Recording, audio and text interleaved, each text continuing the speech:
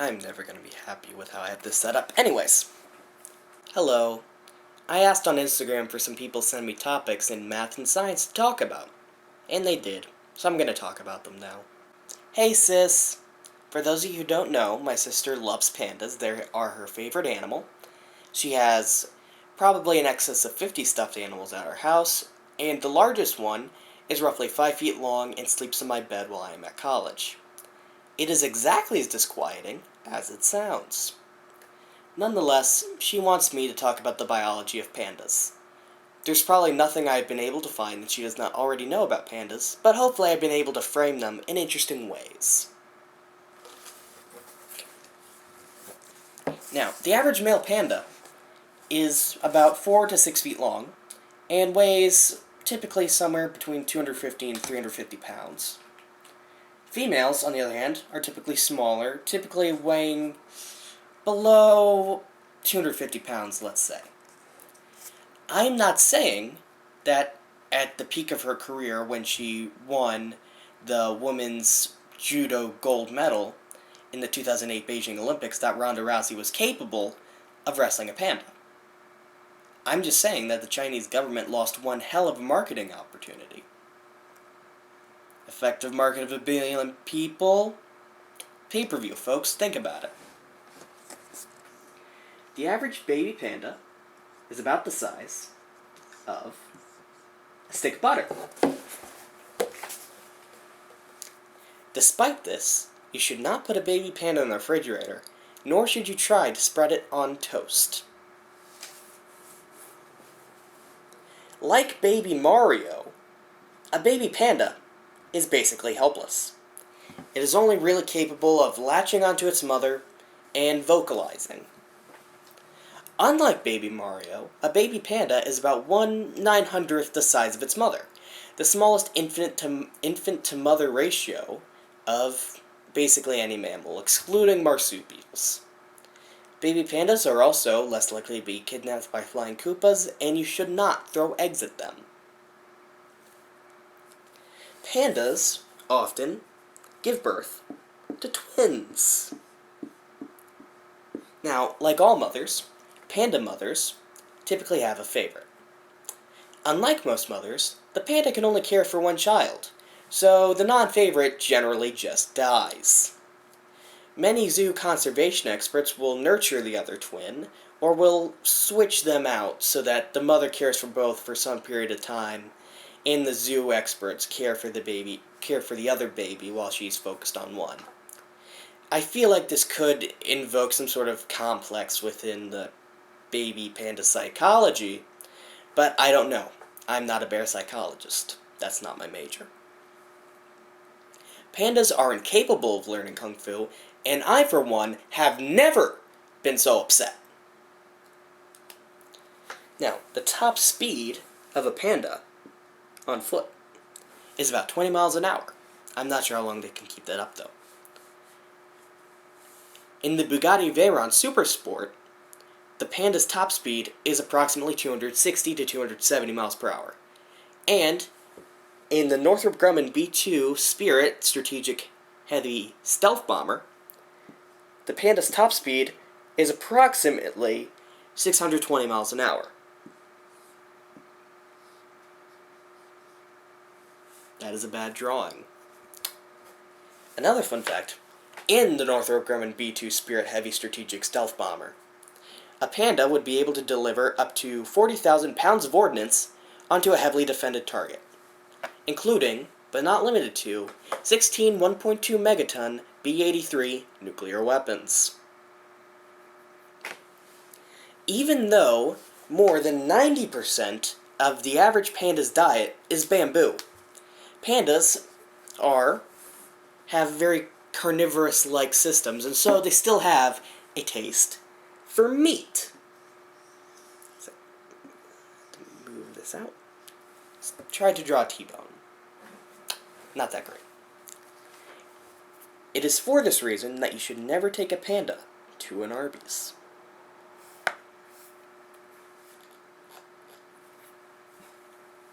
Pandas eat about 40% of their body weight in a given day. Now, this is substantially higher than the roughly 7% that professional eater Joey Chestnut eats during the course of the Nathan's Hot Dog eating competition. However, the Nathan's Hot Dog eating competition takes place in the span of 10 minutes.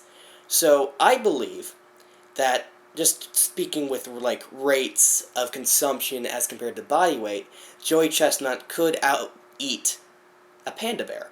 At least when it comes to hot dogs. I can't find any statistical data for Joey Chestnut eating bamboo shoots and leaves. Even though bamboo is primarily cellulose, pandas cannot actually digest cellulose like most vertebrates. This is what some biologists refer to as kind of stupid. That's all the panda facts I have for right now. But in other fun animal facts, we can talk about koalas. It's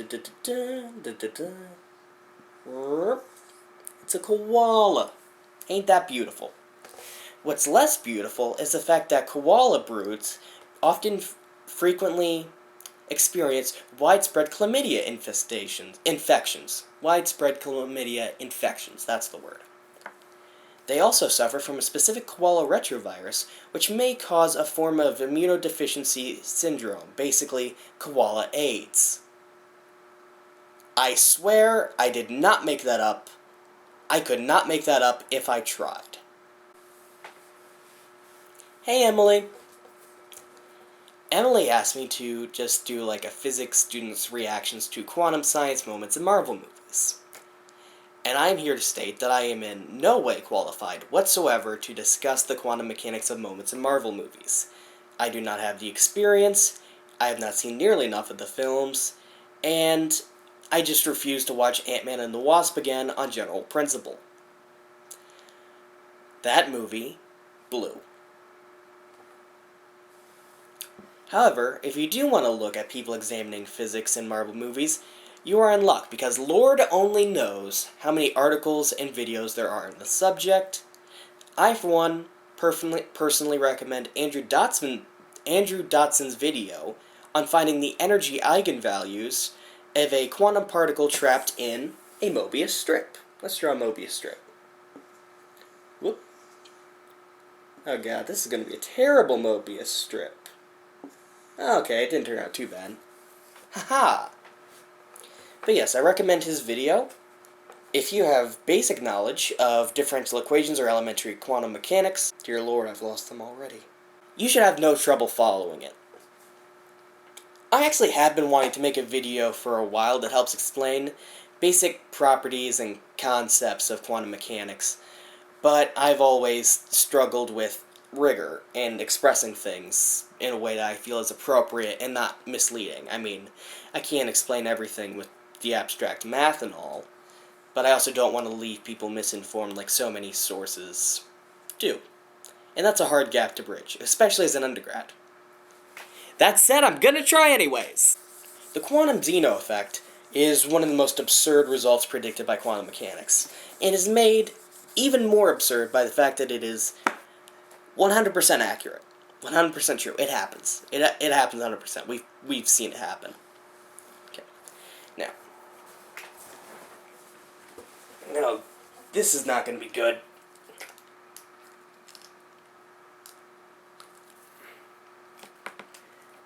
So how's your day? So, quantum mechanics states that every particle, which is like just a little electron, boop, has a wave associated with it. And that wave is called a wave function. Basically, it's just an equation or a function that helps describe how likely it is that a particle will be located in a particular area, in a particular time interval, or at a particular time. It's like, okay. We're going to do a pretty simple example. Like, let's say we had an electron in a box, and it couldn't leave. It just bounced around in there. Now, one example of a wave function would be just like, whoop, whoop. In this wave function, we would most likely expect the electron to be found in this middle part. Now, instead, if we were to have another wave function that was like this, then we would expect to find the electron in one of these two peaks. And depending on the case, depending on what energy systems are like, or where the electron is, or where any quantum particle is, they can have many different wave functions. And that's where things start to get a little interesting. So a particle can enter a state that we call superposition. When a particle is in superposition, its wave function isn't really one function, just like the 1 hump or the 2 hump or the 3 hump thing that I showed you earlier. But rather, it is the sum of all the different possible wave functions that the particle could have at that moment. Like, okay, we have just this one average one, and we have this one. Okay, so let's say those were the two states that the particle could be in, the two wave functions it could have. Then a general wave function might look something like this. This is a horrible example, but that's kind of the idea. So let's just call the sum of all the possible wave functions that a particle could be in, its superposition, the general wave function, just for a moment. Now, because the general wave function is a mathematical function, we can perform operations on it like taking derivatives or integrating it or stuff to find average energy or average position or some other property of the particle. But something that's interesting about quantum mechanics is that we will never actually measure the average values that we would find with the general wave function. Rather, anytime we try to measure something, like let's say we measured the average position of the particle. Actually, no, let's say average energy. We'll say each of these wave functions has a different energy. Now, if we were to measure the energy of the particle, we wouldn't find the average energy of this wave function like the math suggests, but rather we would find a value for the energy that matches one of these two wave functions. And that applies for even systems that are far more complex. Like, if you have 100 different wave functions that are in superposition with each other, and you were to measure that particle's energy, the energy you would end up measuring, the energy you would receive as a measurement, would correspond to exactly one of those wave functions. Assuming none of them have the same energy, but I'm just not going to worry about that. And what happens what's more, is when you take that measurement, the particle's wave function changes to match whatever property you measured. Like, let's say you measured this particle's energy, and you found it was the energy that corresponds to this, like, one bump wave function. Then the wave function of the particle would change from the general one, the one that's the sum of the two, into that one bump wave function. I know this is a little bit confusing, but that's the essence of when we talk about collapse or collapse-like events. It goes from any one of a number of wave functions to the specific one that matches the measurements we have taken. Sometimes particles or systems can start off in an inherently unstable situation. Wave functions, sets of properties, whatever you want to call it, they can start off in an unstable equilibrium. And then they will naturally go to a more stable state, just like everything else in physics.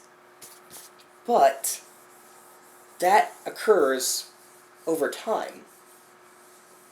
And it results in a superposition of states.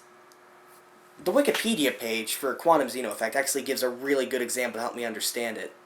And it's something that makes sense. Okay, so let's say we have a system. And it is in state A. State A is unstable. And over time, it will decay, it will collapse. It will collapse into state B. But the key thing is, it happens over time. Now, if you were to wait a really long time then we can be almost certain that... Okay. This is confusing. This is confusing for me too. When you measure the system, it will be in either state A or state B. As more time progresses, the chance that we find it in state B, the chance that it collapses into state B, becomes higher and higher and higher until it's basically certain. The converse of that is that if we measure very close to A, and very close in time to the starting position, then we are far more likely to see it collapse into the A state again. And what comes from this is if you observe it fast enough, then it will just keep collapsing into A, because the probability of it collapsing into B is very small. So while you're here, it just keeps collapsing into A over and over and over again. And as you do more and more measurements, and closer to A's, like, to starting time, the longer and the longer you can keep A from collapsing into B. I'm speaking slowly, not to insult your intelligence, but because this is a confusing idea, at least to me. At any point, there is a chance it will collapse into the B state, and it will stay there. But there is also a chance it will collapse into the A state. The quantum Zeno effect exploits this. By measuring over and over and over again, you essentially halt the time evolution of the system. If you were to measure it an infinite number of times a second, it would stay frozen at A forever. And that's the quantum Zeno effect, and we've seen evidence of it happening.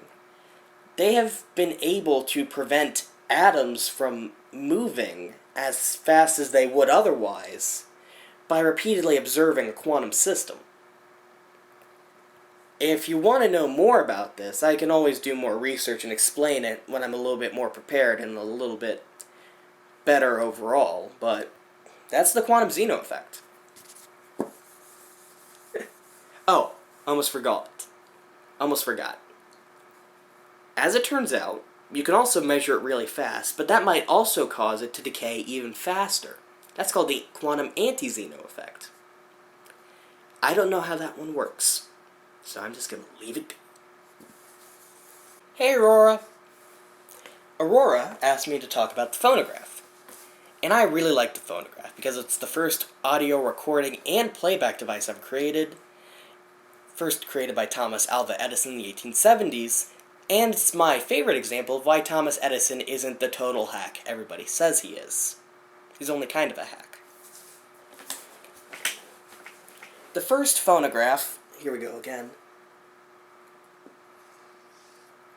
was based on a cylinder. The cylinder would rotate, and it was covered in tinfoil. And what would happen was, as it would rotate, a needle-like stylus, would move across the cylinder. And that would carve a long, spiral-shaped groove into the tinfoil. So far, so simple. While this happened, a flexible diaphragm that could respond to air pressure changes, such as those caused by sound, was attached to the needle, and the diaphragm in turn was attached to a horn to amplify sound. And what would happen was, as sound was put into the diaphragm, for example, someone shouted into the horn, the diaphragm would vibrate, and that in turn would vibrate the needle back and forth. And as it did that, it would change the depth of the groove being cut in the cylinder. So the sound recording would be stored in the up and down movements of the groove. Like, okay. Let's say this was a normal groove cut by this stylus. Then maybe as you talked, it would go up or it would dip down, and that would be how sound was stored. Now, if you were to take the sucker back to the beginning, if you were to rotate it back so the stylus was where it started, and then rotate it at the same speed again, then the up and down movements of the groove would be transferred to the needle. The needle would push on the flexible diaphragm, and the diaphragm moving back and forth would replicate the sounds that were originally recorded on the cylinder. I actually kind of want to make a phonograph of my own just to show everybody, but I don't really have the materials or the acoustical know-how, but you can find people online who have made their own, and there's even some really nice kits that you can do to make your own phonographs. Over time, different changes were made to improve the phonograph and its technologies. The tinfoil covered cylinder was covered with wax instead, which apparently worked better as a storage medium. And eventually the cylinders were replaced with discs. And those became the records that hipsters, audiophiles, and my sister all love today. And I just think it's fascinating that a technology that originated in the 1870s, the first technology, mind you, for recording and playing back sound, is still in use in some form today. Ain't that something? I think it's something. Unrelated, but still cool. Last Christmas, one of my cousin's children received a little toy record player. But the discs only had, like, circular grooves. They weren't spirals like you would see on a normal record player. The record arm for the toy record player didn't have a needle, which is probably good, seeing as it's a children's toy, but rather had 4 little switches. And the discs had little, like, raised or lowered circles that the switches lined up with. And if you dropped the record arm onto a certain plastic disc, then those raised circles would press in on switches, and that would choose what song the record player had to play. I actually was able to make Mary Had a Little Lamb play by messing around with the switches a little bit until my mom told me to stop. I'll play with toddlers' toys if I want to. Another neat use of record technology in toys is the classic See and Say toy, where you point an arrow at a farm animal, pull the cord, and it says what the animal is. When you point the arrow at a certain animal, essentially you line up a needle with a certain groove in a record-like disc. Each of those different grooves corresponds to a different animal. So when you line it up and you pull the cord, you activate a tiny record player. A similar technology was used where multiple grooves on the edge of the disc could select different audio tracks. Was used by Mad Magazine to create a multiple choice record, a song with 8 different endings. Pretty cool if you ask me. For more stuff about phonographs and record players and audio stuff, I recommend watching some videos by Technology Connections. He's a smart guy, he seems to really know his stuff about stuff like this. More than I do, anyways. Well, have fun with your knowledge about phonographs, I guess. Hey, Clayton. Clayton asked me what the baby of math and science would look like. I've seen it. It's called differential equations, and it is the most disgusting thing I have ever seen.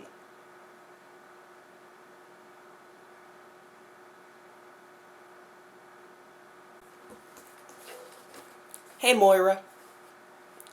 Moira asked me to talk about the life of Paul Erdos, who was a noted Hungarian mathematician.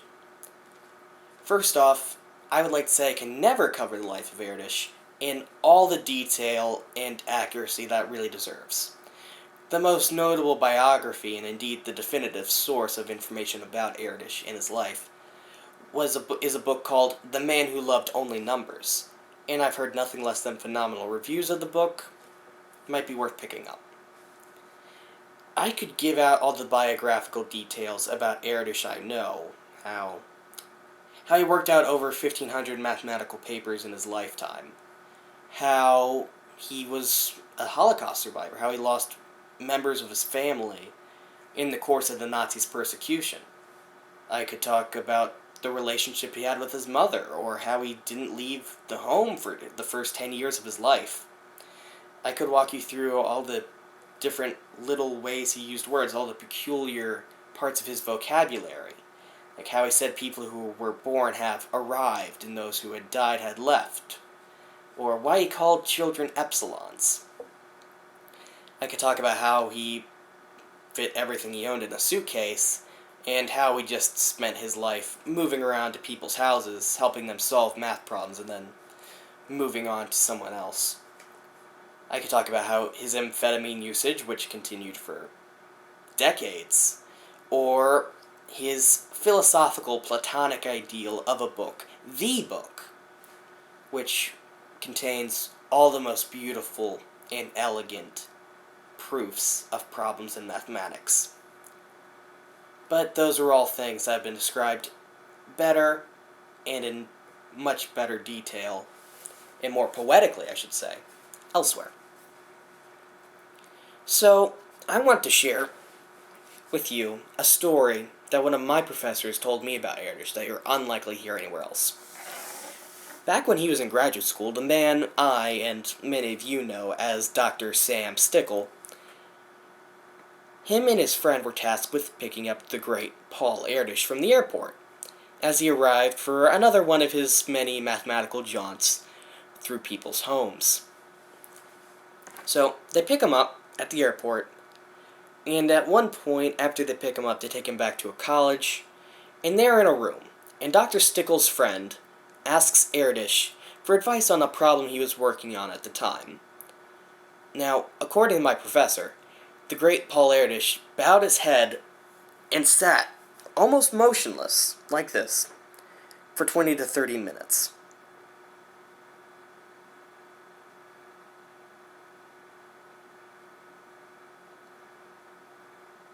I would have assumed I killed him. I would have assumed that I somehow killed one of the greatest living mathematicians. But, after 20 to 30 minutes, Erdos looks up, back at Dr. Stickle's friend, and recommends to him a paper on discrete mathematics published in a journal 2 to 3 decades earlier in Czechoslovakia. It says it will help him. Dr. Stickle's friend, not for a lack of trying, was unable to find it, with the mathematical paper being both very old and very Czech, which was a language he did not know. Moira, I'm assuming, asked me about Erdos because I said once that if I could be another person in history, I think I would like to be Erdos. I think this story is a reason as much as any other story about Erdos or any other fact about his life. Erdos was more than one of the greatest and most capable mathematicians of any era. Erdos completed a geometry problem, an important geometry problem, at a conference in Warsaw, just hours before his death. So few people work on what they love until the moment that they pass away. Erdos didn't care about money. He gave it away freely, and he paid back people he owed, and he would just give money away to any cause he thought was worthy, even seeing a billboard on the side of a road. It didn't matter to him. None of the things that matter to so many of us mattered to Erdos. He cared only about interesting mathematical problems and solving them. And I think it'd be fascinating to live life in that way, to live life as someone who dedicates every moment they have to their greatest passion. I think it would be a really, truly interesting and a very fulfilling life to live, even if in a way that not many of us would describe as fulfilling. I think it'd be interesting to see, if nothing else. Hey, Amber. I put away the whiteboard because I'm not going to be able to draw much for this one. Amber asked me why, scientifically, women under 35 should be allowed to get hysterectomies if they so wish. as it turns out, that is an extremely controversial topic that I am in no way prepared to handle whatsoever. Now, I'm not going to leave you with nothing, though. Let's use green. Amber's a farmer, so she likes green. I'm going to tell everybody about an operation that no one should get. I know that sounds hypocritical, making a value judgment right after I said I shouldn't make a value judgment. But you shouldn't. Brazilian butt lifts. Let's talk about them. The whiteboard's back. Now, the Brazilian butt lift is a plastic procedure with the highest mortality rate of any non-essential surgery. If you go in to get a Brazilian butt lift, you have a 1 in 3,000 chance of dying. Now, that doesn't sound too bad, but it's still pretty high for both plastic surgeries and a lot of surgeries in general. But why? Okay. Now, let's draw a person. This is fun, isn't it? Okay. Now, for a Brazilian butt lift, it basically, the way I've heard it described is it combines liposuction and fat grafting. What happens in a lot of cases is fat is removed from the thigh or from the abdomen of a person and then is injected, this is a fun diagram, isn't it, into a person's rear in order to enhance the size and shape of a person's rear while decreasing the size of other areas of a person. Now, the problem is, when you inject that fat into a person's rear, what a sentence. The margin of error for like the area you need to inject it in is kind of small. And that will also vary depending on the patient and lots of other factors. But if you inject the fat in the wrong place, or if you're too destructive when you enter the person's buttocks, then you risk injecting fat into a person's blood vessels. And blood vessels typically go to important places, like the lungs. Problem: if you inject fat into a person's blood vessels, that fat will end up in a person's lungs, and that's called a pulmonary embolism. And pulmonary embolisms are very serious. They have a very short period where you can react to them effectively and deal with them. And there's not always a ton of warning before they come on. And that's part of why they are so very dangerous, just because that margin of error is small, and the risk of a pulmonary embolism and the dangers of a pulmonary embolism themselves are quite high. Not only that, however, not just that. If done improperly, even if you don't get a pulmonary embolism, then there's still other risks, like something that happens often, not often, but sometimes, is fat cells in the buttocks die off, and that causes necrosis. And if there's a place where you don't want necrotizing tissue, I'm going to assume your butt is a place where you don't want it. I mean, if you had to pick a place for necrotizing tissue, butt's going to be low on the list, I think. And that can cause infections, and there can be bleeding-related complications. Just most of the regular risks of surgery, plus getting a pulmonary embolism because you wanted to look like Nicki Minaj. Not a good way to die, if you ask me. That's purely subjective on my part. Not a doctor, not a philosopher, but I don't think that's a good way to die. Hunter's an old friend from high school, and he asked me to do part of a video on food. Now, Hunter, you know darn well what food is, and I know you know what food is. But, while we are on the topic of comestibles, let's talk about wood alcohol. That's close enough to food anyways. As it turns out, you can make alcohol out of pretty much everything, and wood is no exception. The Nazarenes are not happy about that. Something I did not know until recently, though, is that when people talk about, like, moonshiners going blind from moonshine, it is not a joke. Methanol, wood alcohol, poisoning can actually cause blindness through damaging the optic nerve. It is not a joke. Like, they are not so drunk they can't see straight. If you drink enough methanol, you will go blind for life. It is nasty stuff. But that's not where it ends. That is not at all where it ends. Wood alcohol has a flash point of 54 degrees Fahrenheit. Now, the flash point of a material is the lowest temperature at which it can generate enough vapors for it to ignite. So, even in the midst of a cool autumn breeze, you can smoke too close to a bit of methanol and light it on fire. I am not messing around when I say methanol is dangerous. Methanol is really dangerous. Breathing in as few as 300 parts per million in some cases can give someone headaches and vision problems.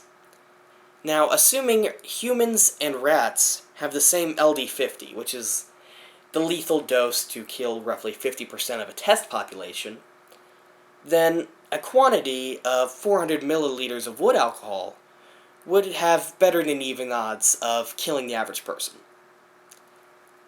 Now, that's not a good estimate, because we are reasonably sure, not 100%, because you can't test this on people, really. Ethically, anyways. We're reasonably sure that wood alcohol is more toxic to humans than it is to most test animals. So 400 milliliters actually definitely has better than even odds of killing the average person. Ethanol, tainted with methanol, is still a health hazard in some areas of the world. True. The Nazis used regular ethanol and water as a fuel for the V-2 rockets towards the end of World War II. Ethanol is drinking alcohol. That means that methanol is worse for your health than drinking Nazi rocket fuel. What a sentence. Wood alcohol has a ridiculous number of uses in chemical processes. It's used to make formaldehyde. It's used to make all sorts of things. It is truly a very versatile chemical, and it's very important. But please do not handle it if you do not know what you're doing. I know that doesn't just apply to Hunter, that applies to everybody. Do not handle methanol if you do not know what you are doing. Also, don't drink windshield wiper fluid. It has wood alcohol in it, and it kills you. So yeah, keep that in mind, folks. One last thing before I go. Today is my dad's birthday. So let's talk about the birthday paradox. That's one of my favorite things to deal with statistics. Now, I was never a huge fan of statistics, but I do like the birthday paradox.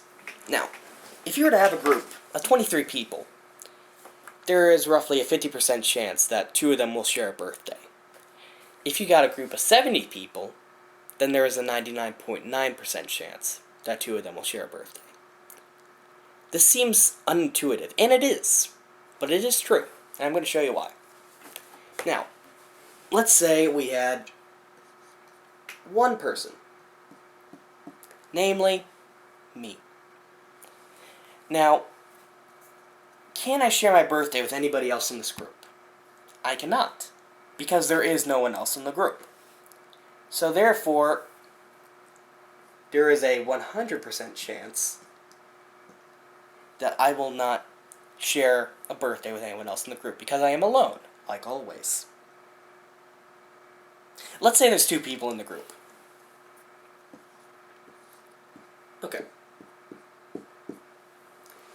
Now, what happens? So, let's say we introduce the people in order. First, it's me. There is a 365 out of 365 chance that I do not share a birthday with anybody in the group that came before me, because I'm the first person. And just for the sake of the math, I'm going to ignore people who are born on leap days. Sorry, Mom. Now, what about the second person?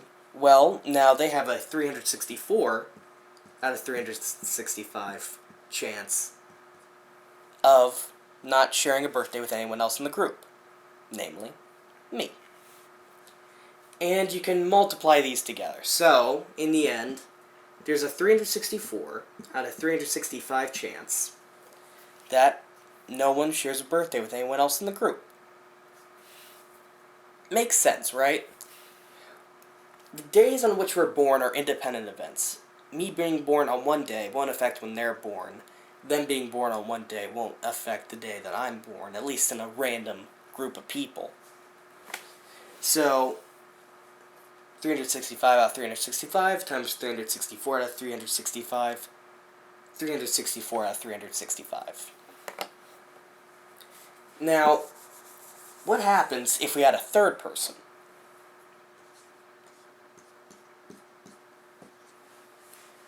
The problem extends. I still am not going to share my birthday with anybody because I'm the first person introduced. For the second person to not share a birthday with anybody else, 364 out of 365, because there's one day they cannot share. Mine. The third person, well, now there's 2 days that they can't be born on if they don't want to share a birthday with anyone else in the group. So, 363 out of 365. And that equals some fraction. These numbers multiply out to be really big. I don't want to do it. But, here's the rub. That is too high. 365, and it's like 365 times 365 times 365, however long that goes on for, gets, the most basic way I can put it is, it gets bigger faster, a lot faster, than 364 times 363 times 362, so on and so forth.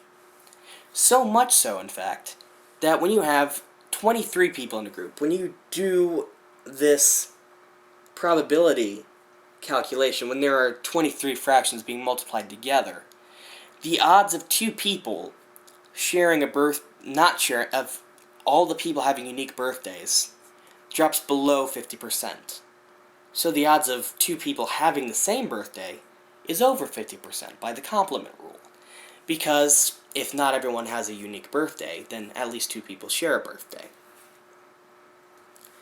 So, because the fractions, when they multiply out, they shrink really quickly, when you have 23 people, then there's a 50% chance the 2 of them will share a birthday. And it just gets faster and faster as you go. Again, by the time you hit 70 people, you have well over 99% chance that 2 people share a birthday. I mean, look at just like, for example, my engineering program in high school. More or less random group of people, at least as far as birthdays are concerned. Roughly 23 people, and sure enough, I share my birthday with someone who was in that group. It was in that cohort. And anytime you're in a room with 23 people, just know, 50-50 odds. 2 people share a birthday. It's pretty neat, all things considered. It's something fun to think about. I enjoy thinking about it. I also like it because it's a pretty simple probability problem. A lot of them are interesting, but a little bit harder, like the Monty Hall problem. Fun fact, Paul Erdos himself did not understand the Monty Hall problem at first. He got it wrong the first time he tried it. Which is pretty neat, I think. I think it's pretty cool that even the greats mess up sometimes. But you know, that's just me. Thank you all for watching. I've had a good time doing this. I want to do it again once I find interesting stuff to do it on, and better lighting, and a better setup, and just become better at talking, and a whole laundry list of other things I probably should do. But anyways, thanks for watching.